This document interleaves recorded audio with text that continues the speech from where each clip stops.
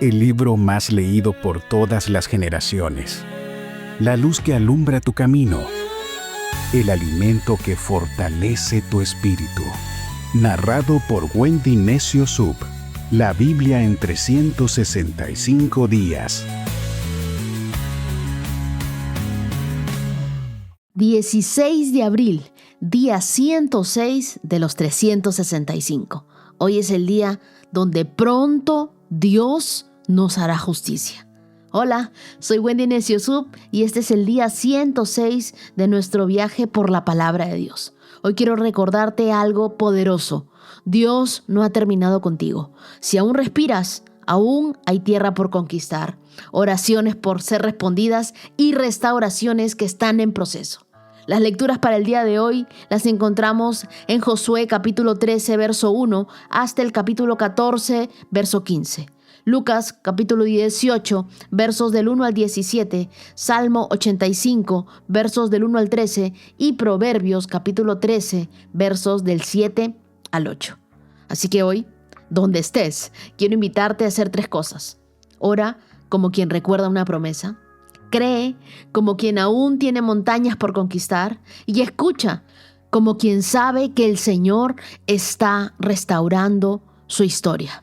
Me gustaría que escuches junto conmigo el testimonio de Mar y que te llenes de fe. Hola Wendy, pues fíjate que yo empecé a escuchar tu podcast a mediados de enero. La verdad es que le agradezco mucho a Dios haberlo encontrado porque me has dado mucha luz y sobre todo me he acercado muchísimo a Él. Fíjate que mi esposo y yo teníamos deudas pues que nosotros veíamos impagables. Eran temas que la verdad a mí no me dejaban dormir, yo no sabía qué hacer, estaba súper estresada, vivía en una angustia y una ansiedad constante. Entonces empecé a escucharte y pues empecé a hacer oración. Yo no me sentía digna de hacer oración, yo no me sentía digna de pedirle cosas a Dios y también por eso yo estaba alejada, ¿no? Pero la verdad es que tú me ayudaste mucho a acercarme y me animé y confié en Dios y hablé con Él y le dije cuáles eran mis preocupaciones. Le dije, Dios mío, pongo esto en tus manos, que sea lo que tú quieras, ¿no? O sea, ayúdame, guíame. Entonces, un día nos escribe una de estas personas, precisamente como para lo de las deudas, y nos dijeron, ¿sabes qué? Del 100% total de la deuda que tienen que pagar nada más el 20%. Tienen 3 días para pagar ese 20%. Entonces, mi esposo me dijo, oye, ¿cómo ves? ¿Sí crees que juntemos el dinero? Y le dije, vamos a ponerlo en manos de Dios. Y primero Dios, vamos a juntar el dinero. ¿Y qué crees? Juntamos el dinero. Acto seguido, como en los 15 días de otra deuda, nos escriben igual. ¿Saben qué? Del 100% de la deuda solo tienen que pagar el 10%. Y me dijo lo mismo mi esposo. ¿Cómo ves? Y le dije, vamos a ponerlo en manos de Dios. Se puso en manos de Dios y se pagó la deuda. O sea, prácticamente liquidamos 2 deudas que la verdad estábamos súper preocupados. Igual hace como un mes se enfermó mi hijo y pues la verdad es que por temas de que no podía salir y todo, se nos complicó un buen salir a trabajar. Y pues igual, ¿no? O sea, entre que teníamos que pagar consulta, medicina y todo del niño, pues sí me dijo mi esposo, ¿cómo le vamos a hacer con los gastos? Y le dije, vamos a ponerlo todo en manos de Dios. Y así fue. Te puedo decir que Dios mandó provisiones y nos llegó todo el dinero que necesitábamos para las medicinas, para las consultas y hasta un poco más para comer. Entonces, te quiero compartir esto porque de verdad he visto la mano de Dios en mi vida de muchas formas, pero jamás creí que fuera así. No sé, estoy muy agradecida con Dios, estoy muy emocionada y quería compartirlo porque pues al final, como te decía, yo no me sentía digna de ser hija de Dios, yo no me sentía digna de pedirle tan siquiera que por favor me ayudara y Él lo hizo. Entonces quiero invitar a todos a confiar, a no desistir en la oración y quiero dar las gracias. Le damos gloria a Dios por tu vida, querida Mar, y por toda tu familia. Y tengo un verso que regalarles a todos ustedes que están confiando junto con nosotros. Deuteronomio capítulo 33, verso 27 dice, el Dios eterno es tu refugio y sus brazos eternos te sostienen. Cuando nosotros creemos que Dios es nuestro refugio, que en Dios nosotros podemos confiar, que de Él viene nuestra provisión, cosas increíbles suceden en nuestras vidas. Dios es el proveedor. A Él no se le escapa nada. Yo sé que muchas personas vienen haciendo oraciones, pidiéndole a Dios que provea, pidiéndole al Señor, no sé de qué voy a hacer para pagar esto, no sé de dónde me vas a dar para hacer esto. Ponlo en manos de Dios. Ponlo en las manos poderosas del Señor. Porque a veces nosotros tenemos 5 panes, 2 peces, pero eso en Dios se multiplica. Todo lo que tú pones en las manos de Dios, Él lo multiplica. Acompáñame en una oración. Señor, gracias por tu palabra viva que nos recuerda que nunca es tarde para comenzar de nuevo. Danos la fe como Caleb para seguir pidiéndote montañas. Danos la perseverancia de la viuda para orar sin rendirnos. Restaura nuestro corazón como restauraste a Israel. Enséñanos a confiar en ti con esa sencillez de un niño. Gracias, Dios. Gracias porque tú respondes, porque tú continúas haciendo milagros el día de hoy. Te pedimos provisión para aquellos que piensan que no tienen, pero se han olvidado de que su Padre, nuestro Padre, es el dueño del oro y de la plata. Es el dueño de todo. Nosotros solo tenemos que pedir. Gracias, Dios. Gracias te doy con todo mi corazón. Estamos dispuestos a que tú nos hables, nos transformes y nos hagas de nuevo. Oramos en el nombre de Jesús. Amén. Y comenzamos. Josué capítulo 13, verso 1.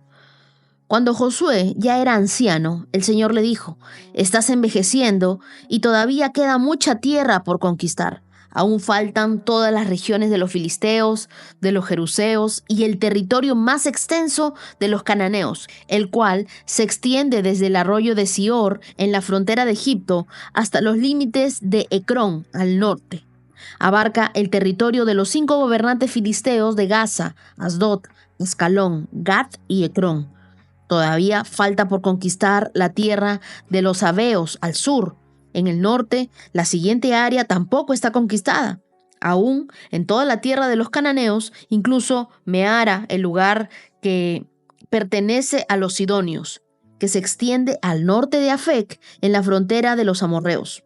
La tierra de los giblitas y toda la región de las montañas del Líbano, que está hacia el oriente, desde Baal-Gad, a pie del monte Hermón hasta Lebón Amat, y toda la zona montañosa desde el Líbano hasta Misrefot Maim, incluida toda la tierra de los sidonios. Yo mismo iré expulsando a esos pueblos de la tierra del paso de los israelitas. Así que asegúrate de darle esta tierra a Israel como una preciada posesión, tal como te lo ordené. Incluye todo este territorio como posesión de Israel cuando repartas la tierra entre las 9 tribus y media de Manasés. La media tribu de Manasés, la tribu de Rubén, la tribu de Gad, ya habían recibido sus respectivas porciones de tierra al oriente del Jordán, pues Moisés, siervo del Señor, se las había asignado anteriormente.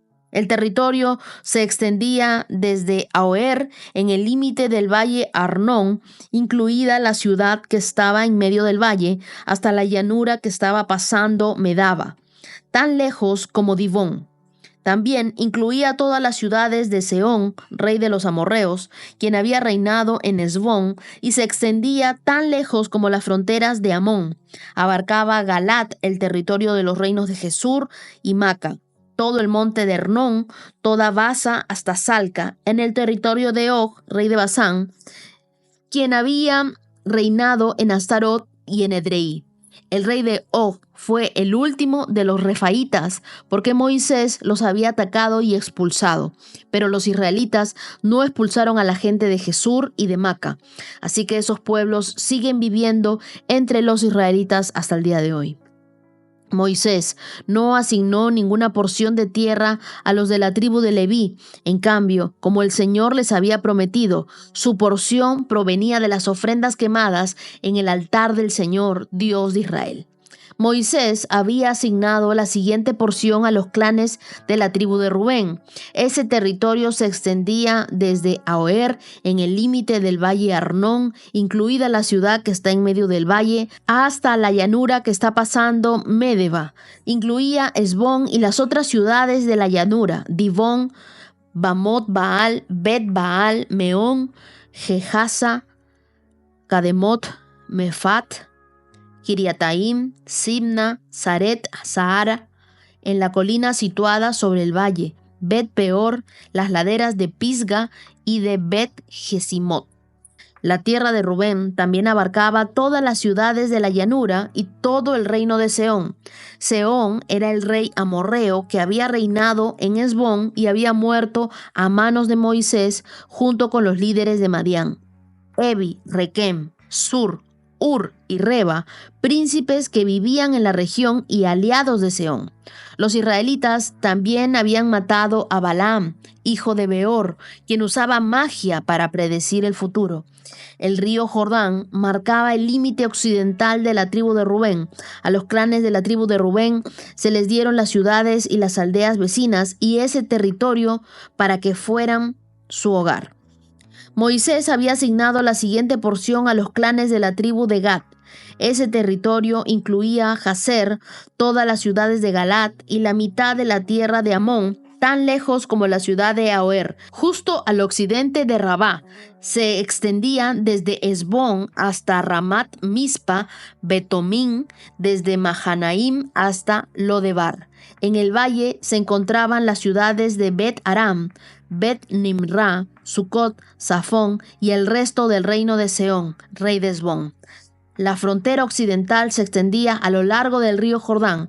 Su extremo norte llegaba hasta la punta del mar de Galilea y luego giraba hacia el norte. A los clanes de la tribu de Gad se les dieron las ciudades y las aldeas vecinas de ese territorio para que fueran su hogar. Moisés había asignado la siguiente porción a los clanes de la tribu de Manasés. Ese territorio se extendía desde Mahanaim y abarcaba todo Basán, todo el antiguo reino del rey Og y las 70 ciudades de Yair y de Basán. También incluía la mitad de Galat, de Astarot y Edrei, ciudades de la realeza que pertenecían al rey Og. Todo eso se les entregó a los clanes, los descendientes de Maquir, hijo de Manasés. Esa fue la asignación de las tierras que Moisés había hecho mientras estaba en las llanuras de Moab, al otro lado del río Jordán, al oriente de Jericó. Sin embargo, Moisés no dio ninguna porción de la tierra a la tribu de Leví, porque el Señor, Dios de Israel, había prometido que Él mismo sería su porción. Josué capítulo 14. Las demás tribus de Israel recibieron porciones de tierra en Canaán, asignadas por el sacerdote Eleazar, por Josué, hijo de Nun, y por los jefes de las tribus. Esas 9 tribus y media recibieron sus porciones de tierra mediante un sorteo sagrado, según el mandato que el Señor le había dado por medio de Moisés. Moisés ya las había asignado una porción de tierra a las 2 tribus y media que estaban al oriente del Jordán, pero no había entregado ninguna porción a los levitas. Los descendientes de José se habían separado en 2 tribus distintas, Manasés y Efraín, y los levitas no se les dio ninguna porción de tierra, únicamente ciudades donde vivir, rodeadas de pastizales para sus animales y posesiones. De modo que se distribuyó la tierra exactamente según las órdenes que el Señor le había dado a Moisés. Una delegación de la tribu de Judá, dirigida por Caleb, hijo de Jefone, el ceneseo, se presentó ante Josué, quien estaba en Gilgal. Caleb le dijo a Josué: recuerda lo que el Señor le dijo a Moisés, hombre de Dios, acerca de ti y de cuando estábamos en Cades Barnea. Yo tenía 40 años cuando Moisés, siervo del Señor, me envió desde Cades Barnea a que explorara la tierra de Canaán. Regresé y di un informe objetivo de lo que vi, pero los hermanos que me acompañaron asustaron tanto al pueblo que nadie quería entrar en la tierra prometida. Por mi parte, seguí al Señor mi Dios con todo mi corazón. Así que ese día Moisés me prometió solemnemente: la tierra de Canaán, por donde recién caminaste, será tu porción de tierra y la de tus descendientes para siempre, porque seguiste al Señor mi Dios con todo tu corazón.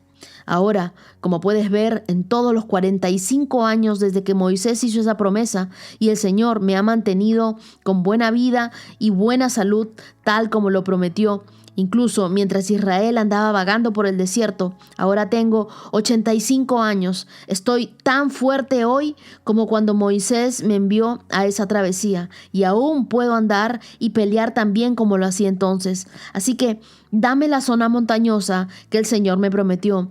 Tú recordarás que mientras explorábamos, encontrábamos allí a los descendientes de Anac que vivían en grandes ciudades amuralladas. Pero si el Señor está conmigo, yo los expulsaré de la tierra, tal como el Señor lo dijo. Entonces Josué bendijo a Caleb, hijo de Jefone, y le dio Hebrón como su asignación de tierra. Hebrón todavía pertenece a los descendientes de Caleb, hijo de Jefone, el cenezeo, porque él siguió al Señor, Dios de Israel, con todo su corazón. Antiguamente Hebrón se llamaba Kiriat Arba. Llevaba el nombre de Arba, un gran hombre de los descendientes de Anac, y la tierra descansó de la guerra. Israel ya había conquistado gran parte de Canaán, pero aún quedaban zonas por tomar. Josué ya estaba anciano y recibe una palabra directa de Dios en el capítulo 13, verso 1. Eres ya anciano y queda todavía mucha tierra por conquistar. Entonces, esta afirmación no es un reproche, es un llamado urgente. Aunque los años pasen, el propósito de Dios no caduca. La tierra se divide en tribus. Aunque no todo estaba bajo control, el reparto se hizo por fe, no por vista, y era como si Dios dijera: te doy lo que todavía no posees, pero te pertenece si te atreves a creer. Y aquí vemos algo muy interesante. Dios no se enfocó en la edad de Josué, sino en la misión pendiente que él tenía. Eso cambia la perspectiva del retiro. No es el fin, la jubilación. Es el inicio de otra etapa en la conquista del reino. Nunca eres demasiado viejo para una nueva conquista. Si tú no estás muerto, no estás terminado. Dios aún tiene algo que quiere hacer contigo y algo que quiere hacer a través de ti. No dejes que tus años determinen tu llamado. La edad no es una excusa, es un testimonio. Si tú eres una persona mayor, puedes servir a Dios con tu experiencia. Así que te pregunto, ¿qué promesas te faltan por conquistar? Josué comenzó a repartir territorios que aún no habían sido dominados. Mira, este Josué era un hombre de fe. Él tenía fe en lo invisible. Nos dice el capítulo 13, versos del 6 al 7, que esto requería una fe que llama las cosas que no son como si fueran. Dios quería que su pueblo habitara en la promesa, incluso antes de verla manifestada. Entonces, mis queridos amigos, la fe no se trata de obtener las cosas de Dios, sino de posicionarte donde Dios ya ha dicho que puedes estar. Entonces, te animo a hacer una lista de las promesas de Dios que aún no ves cumplidas y decláralas cada mañana. Di: Dios, yo sé que tú me vas a dar esto como mi territorio espiritual asignado. Aunque no lo veas, aunque tú digas: ¿de dónde voy a tener esto si el día de hoy tengo que pagar ciertas deudas, no me alcanza? Confía en Dios, cree en sus promesas. Y Josué capítulo 14, versos del 6 al 15, nos presenta a Caleb, el hombre de 85 años, que dice con convicción: estoy tan fuerte como cuando Moisés me envió. Dame la región montañosa que el Señor me prometió. Este no era un pedido cómodo, sino era un reto, era un clamor. La zona montañosa de Hebrón aún estaba habitado por los descendientes de Anac, que eran gigantes como Goliat. Pero noten algo, Caleb no le pide a Dios: dame un sillón reclinable, súper confortable para descansar. Él le dice: quiero esta montaña. Y el problema no es que envejecemos, porque todos vamos a envejecer. es que dejamos de soñar con esas montañas que Dios tiene para nosotros.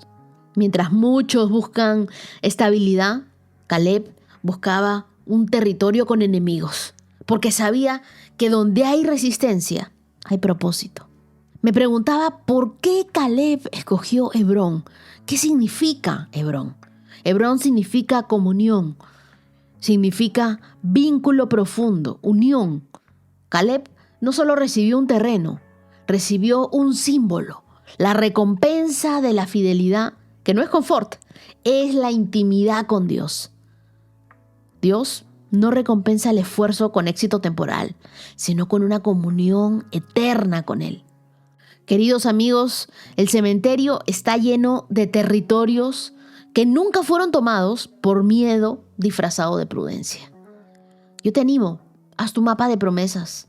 Dibuja ese mapa espiritual con las áreas que Dios te ha prometido conquistar, tu familia, tu salud, tus finanzas, tu llamado, y márcalas como ya asignadas por fe.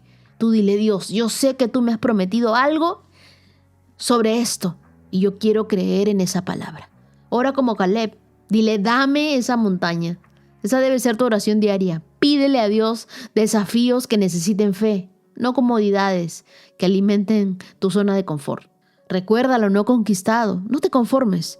Que el Espíritu Santo te muestre hoy qué áreas estás postergando por temor, por duda o por cansancio. Corrie ten Boom, en los años 1892, fue una relojera activista neerlandesa que ayudó a salvar judíos de la persecución nazi. Su historia es un ejemplo de fe, de coraje y de perdón. Ella salvó alrededor de 800 judíos. Ella fue una sobreviviente del Holocausto y comenzó su ministerio global después de los 60 años. Años después de perderlo todo, empezó a predicar del perdón y la esperanza en más de 60 países.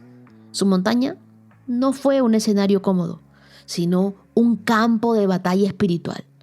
Como Caleb, ella reclamó su Hebrón, no por fuerza, por fe.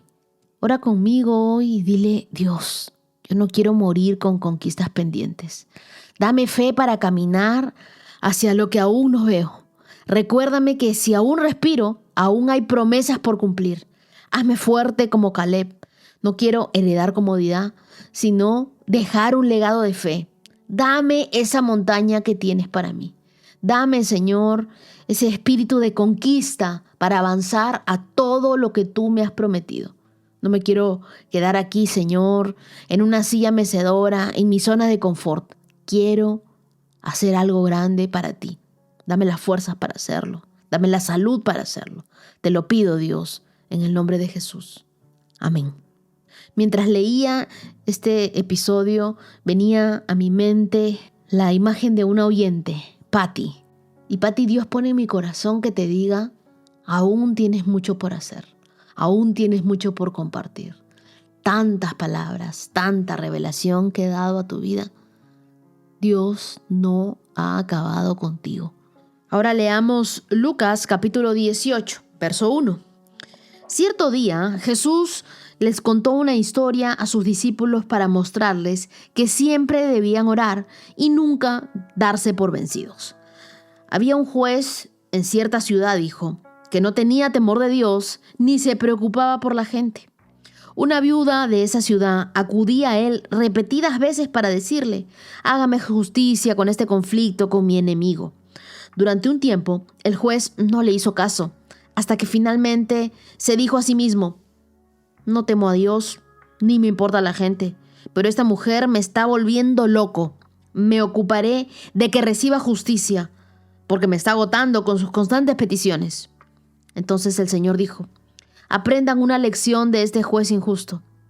Si hasta él dio un veredicto justo al final, ¿acaso no creen que Dios hará justicia a su pueblo escogido que clama a él de día y de noche?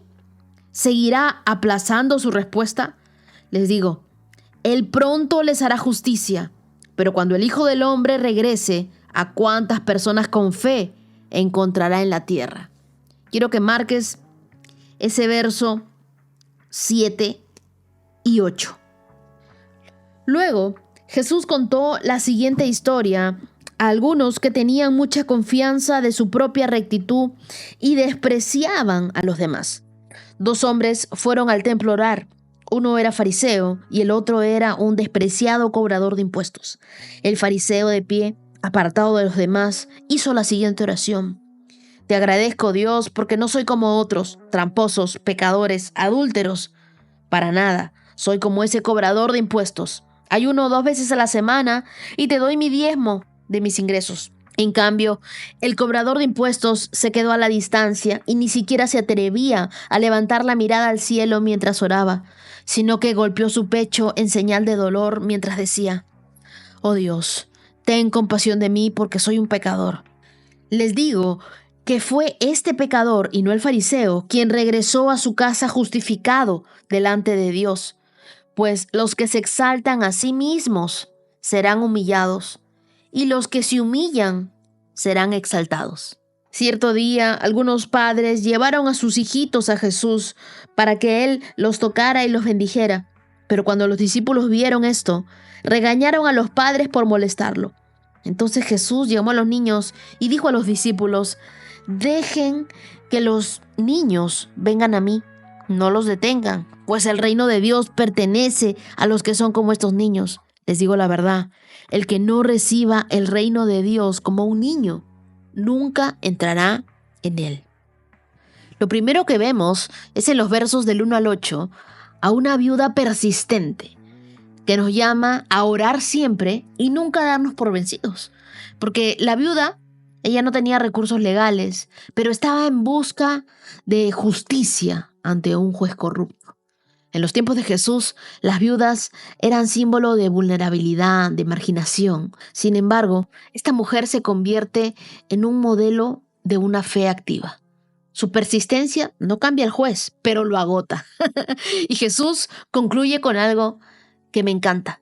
¿Acaso Dios no hará justicia a sus escogidos que claman a Él de día y de noche? Les digo, Él pronto les hará justicia.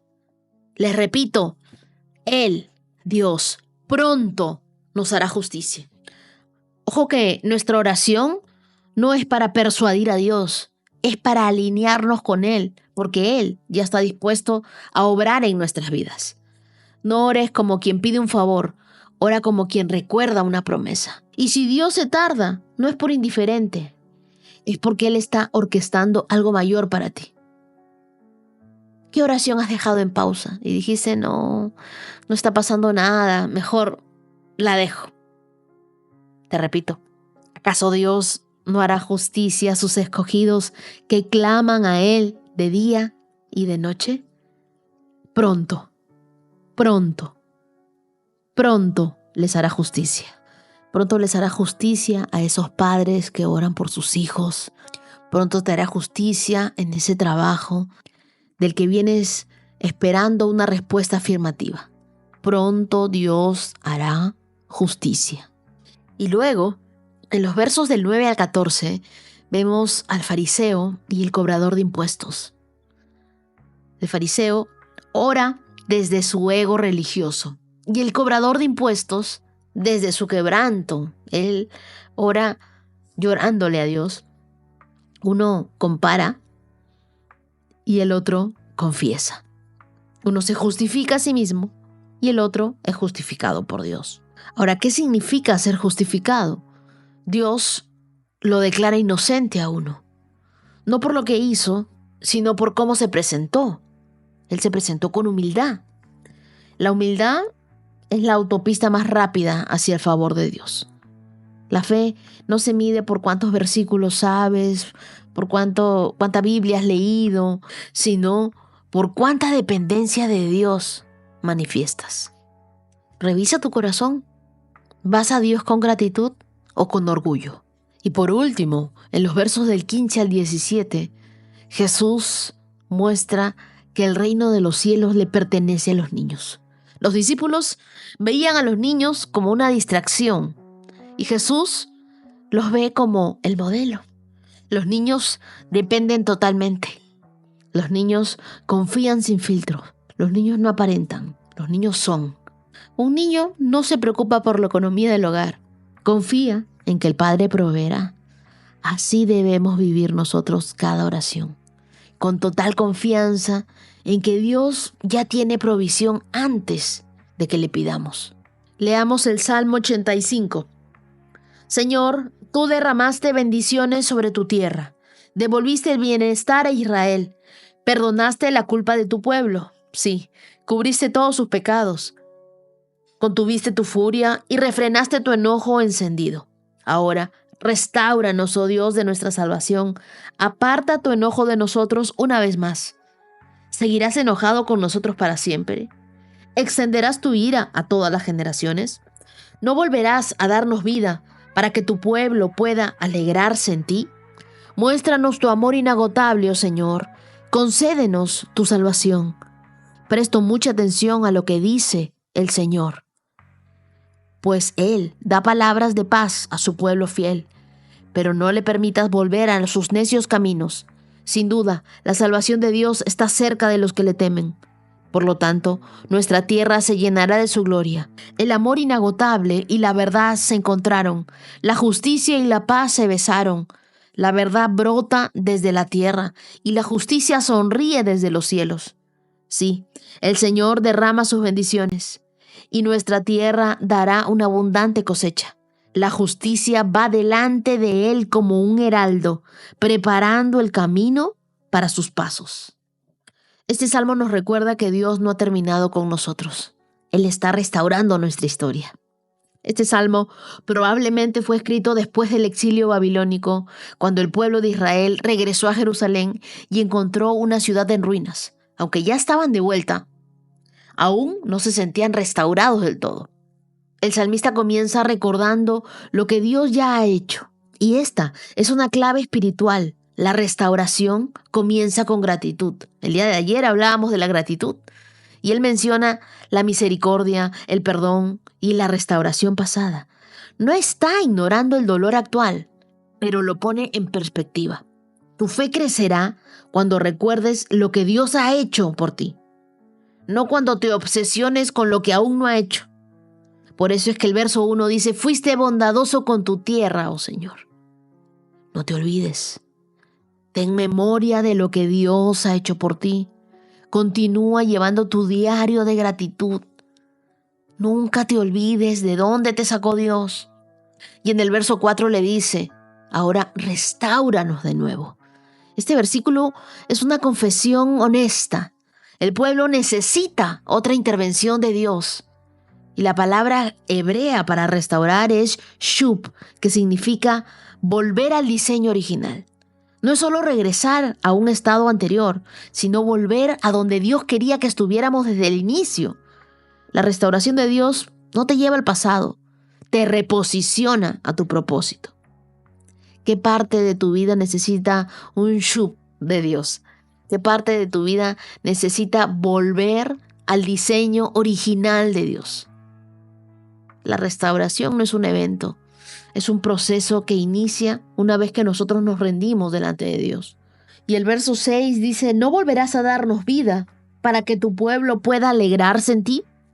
Y aquí se nos revela una verdad clave. El propósito de la restauración no es solo tu bienestar, también es tu adoración. La alegría vuelve cuando tu alma se vuelve a Dios. ¿Se han dado cuenta que cuando nosotros estamos sin Dios, andamos tristes, deprimidos, nos sentimos mal? No basta con salir del dolor, hay que regresar a la presencia de Dios. La restauración de Dios siempre tiene una dirección, siempre tiene un rostro. Cuando nosotros estamos cerca de Dios, sentimos alegría. Pero cuando nosotros estamos alejados de Dios, lo digamos o no lo digamos, hay tristeza dentro de nosotros. Y mire el verso 8 que yo lo marqué en mi Biblia, dice, presto mucha atención a lo que dice Dios, el Señor. El salmista cambia de tono, ya no pide, ahora escucha, presta atención. Y esto marcó un giro. La restauración requiere discernimiento. No puedes restaurar lo que no sabes escuchar. Escuchar a Dios es más que oír, es alinear tu vida a la voz de Dios. Nuestro caminar con Dios no debe consistir en hacer lo que queremos y pedir a Dios que lo bendiga, sino en escuchar primero lo que Él ya bendijo.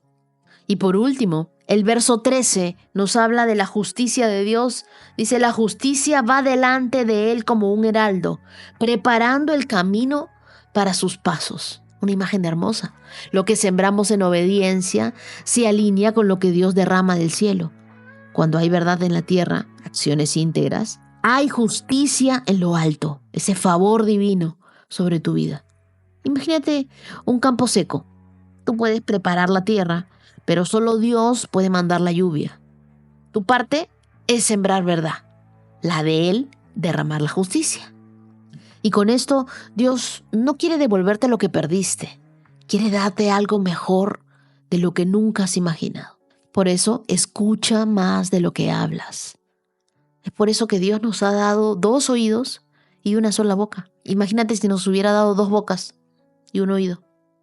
¿Qué es lo que quiere Dios de nosotros? Que escuchemos más de lo que hablamos. Dedica 5 minutos diarios a solo escuchar. Apaga todo y di, Señor, Dios, estoy atento, atenta a lo que digas. ¿Qué me quieres decir hoy? Ora conmigo por un momento. Gracias por todo lo que has restaurado en mi vida, Dios. Hoy clamo por lo que aún falta. No quiero vivir solo de recuerdos, sino de nuevas victorias.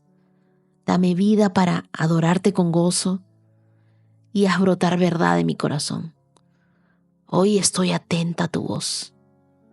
Restáuranos de nuevo, Dios. Que todos nuestros planes se alineen a tu propósito, Dios.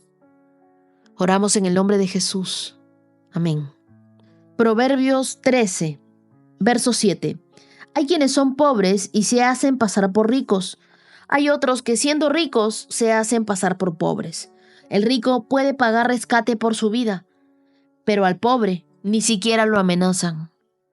El autor de estos proverbios mayormente es Salomón y contrasta 2 actitudes ante la riqueza: el aparentar versus el tener sabiduría. Y aquí se muestra que no todo lo que brilla es oro y no todo el que viste humildemente es pobre.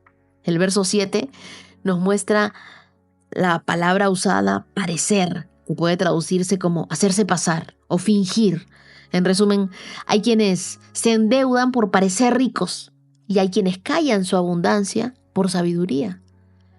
La persona más pobre no es la que no tiene nada, sino la que vive para impresionar a quienes no se fijan. El reino no mide tu valor por lo que tú posees, sino por lo que tu corazón no necesita para sentirse completo. ¿Tú vives para aparentar o para agradar a Dios? El verso 8 nos muestra una verdad incómoda. La riqueza puede ser tu escudo o también puede ser tu trampa. Dice, el rescate de la vida del rico. Y acá se refiere a los ricos que a menudo son blanco de secuestros, de extorsión o de presión. Sus bienes los salvan, pero también los exponen. En cambio, al pobre, dice, el pobre no tiene amenazas, porque no es objeto de codicia. Su sencillez es su cobertura. Tu seguridad no debe estar en lo que puedes perder, sino en lo que Dios jamás te quitará. ¿Tú recuerdas cuando Marta y María estaban en una misma casa con Jesús? Jesús le dice a María, tú has escogido la mejor parte, la que nunca se te quitará. ¿Qué escogió María?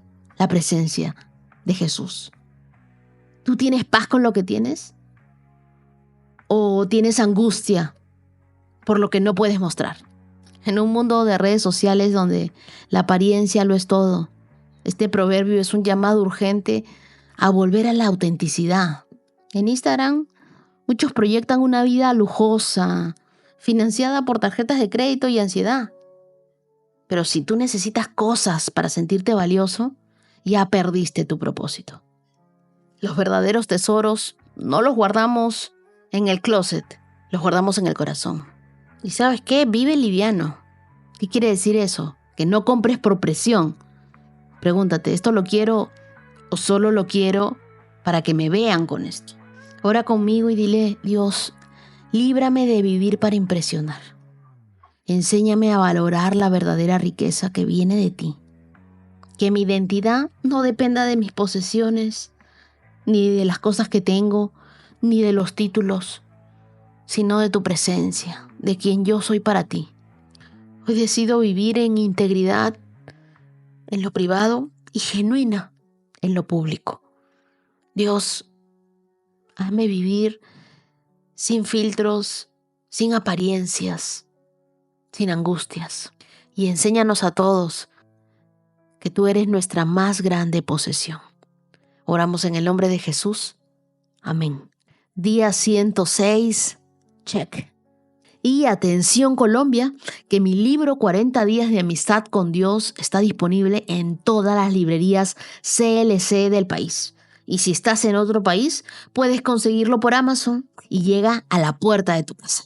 Gracias a todos los que me envían fotos de que están leyendo mi libro 40 días de amistad con Dios. Ahora sí, vamos a enviar unos saludos muy especiales y bendiciones para los que hoy, 16 de abril, están cumpliendo años. Feliz cumpleaños para Luz Ángel Campo desde Barranquilla, Colombia.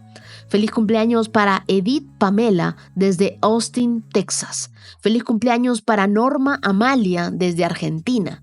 Feliz cumpleaños para Candy Cabeza desde Popayán, Colombia. Feliz cumpleaños para Verónica Baute. Feliz cumpleaños para Vanessa. Feliz cumpleaños para Leandra Zacarías desde Puerto Montt, Chile. Feliz cumpleaños para Francisco desde Nueva York. Feliz cumpleaños para Verónica desde Colombia. Feliz cumpleaños para Gabriela Carrillo, que está celebrando 6 añitos. Feliz cumpleaños para Juliana Torres desde Bucaramanga, Colombia. Feliz cumpleaños para Marisol García, que pases un lindo día. Y feliz cumpleaños para Evelyn, que muy pronto estarás contando tu testimonio y glorificaremos juntas al Señor. Yo lo creo. Feliz cumpleaños para Cintia Noverola, una mexicana viviendo en Houston. Y feliz cumpleaños para Anel Dorcas Calderón Copa, que está celebrando sus 21 años. Que Dios te sorprenda al máximo. También quiero enviar unos saludos especiales a Alex, a Mar y a Tiago, una hermosa familia desde México que está viendo la provisión de Dios en sus vidas y hoy estuve compartiendo el testimonio en audio de ella. Bendiciones. También un saludo a Yael y a Alejandra, mamá e hija, desde Anapoima, Colombia. Ellas me escuchan juntas con un corazón dispuesto y yo le doy gracias a Dios por ellas. Envío también desde aquí un saludo para Camilo, desde Bogotá, Colombia. Gracias por tu fidelidad en este reto espiritual. Y quiero darle las gracias a todos los que me escriben comentarios en Spotify, en YouTube y también mensajes en mis redes sociales sobre cuánto los está bendiciendo este podcast. Quiero decirles, es Dios el que pone en mí la fuerza, la consistencia, la perseverancia para continuar. No es fácil, pero estamos aquí juntos en esto y Dios cada día nos fortalece. A mí, desde aquí, Lima, Perú, y a ustedes desde el lugar donde estén. Quiero que sepan, Dios está contigo, te sostiene, te fortalece y te ayuda a que cada día continúes tomado de su mano en este reto. Nos vemos el día de mañana. Bendiciones. 365 con Dios, con Wendy Necio Sub.